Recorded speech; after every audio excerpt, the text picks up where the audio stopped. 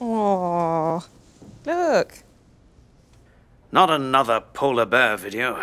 You spend way too much time looking at those online. Oh, but they're so cute. Lucy, Look at it. You're a scientist. You should regard all animals with a cold, hard, dispassionate look. Oh, look, he's rolling in the snow. Oh, he's so cute. Oh, you got me doing it. Oh, no, there's a news story here about a polar bear that's been spotted in the UK. I wonder what he's doing this far south. Never mind that. Where's Mark?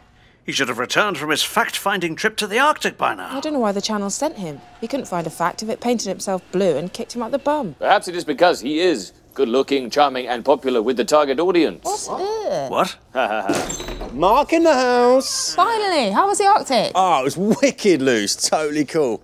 Did you use any weather balloons? Take any cool samples of the ice? Did you see any polar bears? Even better than that. I was out on my new snow scooter. Check it out.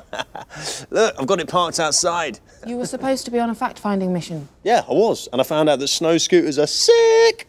Fact. How is he going to present a show about the effect of humans on the planet when he doesn't know anything about global warming in the Arctic? Actually, humans aren't to blame for global warming. It's wasps, according to a theory I recently heard. Well, that's a stupid theory. Right, can you take your snowsuit off, please? Get ready. We're about to start. In fact, the show's starting in... 20 seconds.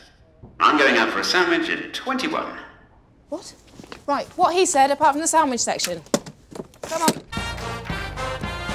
Prepare yourself for an insane look at what they don't tell you in the science books. From inner space to the universe, we're on a case to face the worst. It's icky and it's whiffy and it's yucky and it's squishy, but we love it.